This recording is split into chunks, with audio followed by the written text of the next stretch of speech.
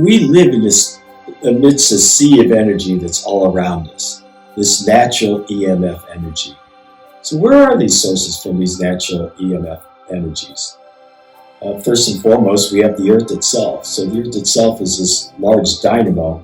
If you can imagine the iron core spinning around with the Earth, it's actually generating this very intense magnetic field that makes our compasses work, that drives our navigational systems. But we're also surrounded by this natural EMF that's coming from atmospheric discharges or lightning. So most people don't realize that we literally have 100 lightning strikes every second on the planet. And each one's generating hundreds of thousands of different radio frequencies and harmonics that span the entire spectrum from AM, FM, shortwave, longwave, UHF, VHF, microwave, millimeter, all the way up to visible light.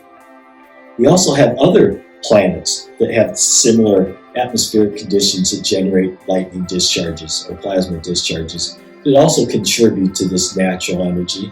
And actually our largest source of this natural energy is from the sun itself in our solar system. So the sun, sometimes in the storms, will produce lightning discharges that are in excess of 220,000 miles long, each lightning discharge. And these lightning discharges can affect our cellular communication, our microwave communication, power distribution, 93 million miles away. Outside of our solar system is the largest source of all this natural EMF. So all these distant galaxies and stars and everything else that's out there that's all having their own experience of these lightning discharges that contribute to this natural EMF. So this natural EMF is really this pulsing type of energy. So you can imagine it isn't just continuous energy, but it's a series of lightning discharges events, whether it's here on Earth or on the planets, or on the sun, or anywhere else in the galaxy or universe. But we're also surrounded with this man-made EMF energy. So you hear a lot of people talk about radio, cell phones, power lines, microwaves. All these things are natural EMF. So really, what are the differences in these natural versus man-made EMFs? So natural EMFs are all pulsed waves, whereas man-made waves are always continuous waves. So the reason why we're not pulsed waves and say power, the motors would be pulsing off and on, turning off and on. Same thing with communications, and we all know how internet works when we have intermittent connection with it. It just doesn't work. So today I want to demonstrate some of these differences and similarities with the biocharger and the Ampcoil. So both of them are producing a magnetic field and there's an electric field component. And today I want to go over some of these differences and similarities between the Ampcoil and the biocharger, and also how that compares to what's out there in nature versus man-made EMF. So right now, let's look at these couple of different waveforms. So right now I'm comparing two different waveforms from an Ampcoil and the biocharger. So the biocharger, if you notice, are producing these pulsed waves. So let's focus in on some of these waves, and here's what I'm talking about, the pulse wave. So if you look at it closely, you see this little complex wave, and then there's an off cycle, it's this flat line, and then it's the same wave. And it looks like it's going in a repeating manner. Very similar to like nature does it. So, nature does it by a bunch of single event lightning discharges, which is very similar to what the biocharger is doing. So we're actually able to demonstrate that. So here on the other side now, we're looking at the Ampcoil. So the Ampcoil is, if you notice, it's a continuous wave. So there's actually a wave that it's a continuous, and there's not any part of it that stops. So one of the problems that we have, and even though you see these different waves that are changing, so as we're going through these cycles, you're seeing different sine waves of different amplitudes or maybe different frequencies, it's still a continuous wave. Now, there's a big distinction between those two different fields. Biocharger is mimicking exactly what nature is doing, whereas these sine waves, like the Ampcoil, are producing something very similar to what we would see in man-made devices. They're continuous devices. They're more entrainment devices. It doesn't allow the body to actually go back to its natural resting state. And that's really one of the advantages. Plus, man has evolved in that pulsed EMF type of field. This has been around since the dawn of time. And it's actually part of the original Big Bang was that electric discharge. That Big Bang was a result of some type of discharge that created that. Now let's look at the magnetic field. So here we have a picture of a video where we're measuring the Ampcoil.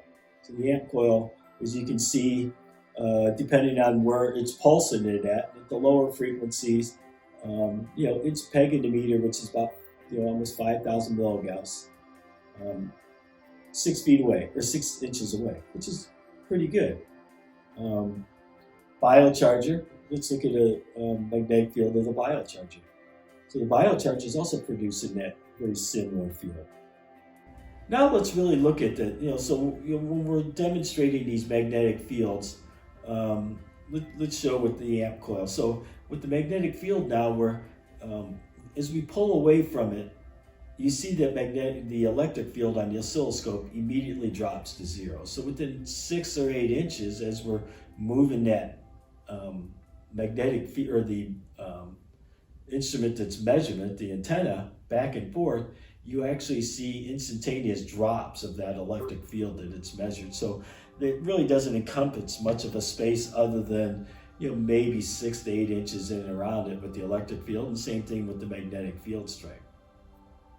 Now let's look at it with the biocharger. Now, when we were demonstrating biocharger before with just a magnetic field, we took off the secondary component, the toroid and the light bulbs, just because we were just trying to concentrate on the magnetic field, and we wanted to show and compare those differences. Now we want to look at the electric field. And as we demonstrated with the Ampcoil, that electric field does not go out much further than 6-10 inches away from it. Now let's look at the biocharger. Biocharger is much different. So when we're actually measuring it now, we're looking at it at 11 feet away. So here's a video that we made that's measuring it. Here we are literally 11 up to 15 feet away from it, and you're still picking up that signal. So a really big difference with the biocharger and the Ampcoil is that electric field that we create that goes along with it. So we have that magnetic field that's very close and encompassing, and if you get close to the biocharger, you can get that same effect, but that electric field is what really bays you with it. And as you can see, that field is so much larger that we can actually, not just my whole body, but 6 or 7, 8 people surrounding the biocharger can have that exact same effect. We also have that light component, and that light component is a very important part of the biocharger. You have that magnetic field, you have that electric field that we're showing and measuring the differences. But we also have this light part of it, which is a very important part. So when we think of usually magnetic or EMFs, we usually think of things below visible light, like radio, microwaves, cell phones. But there's also a visible light component to EMF. And we get that naturally. So if you ever look up in the sky and wonder what really causes that blue in the sky, it's a result of all these different gases in the atmosphere that get excited to fluorescent. It releases frequencies in the visible light spectrum. So what we're doing with the biochargers, we have different noble inert gases that we excite to fluorescent that produces thousands of different wavelengths in the visible light spectrum. Finally, we have the frequencies and harmonics. This is very important because everything in life vibrates, and everything in life vibrates within that spectrum of frequencies, whether it's on the atomic level, the visible light, or the molecular level, from the microwave up to visible light, to even the nuclear magnetic vibration that goes from low kilohertz all the way up to that 2 gigahertz. So that whole spectrum is covered with frequencies and harmonics. And how that relates is, since everything is vibrating at different frequencies, you can actually transfer energy into cells through resonance.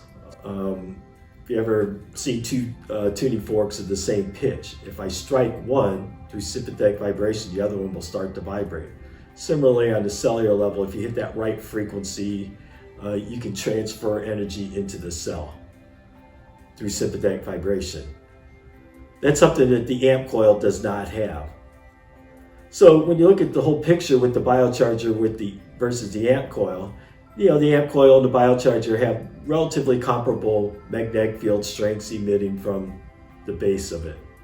But what really makes the biocharger stand out is that high voltage, which affects the electric field, frequencies and harmonics, and the visible light. So when you really add all these things together, you really get a more complete system that you would have with the amp coil.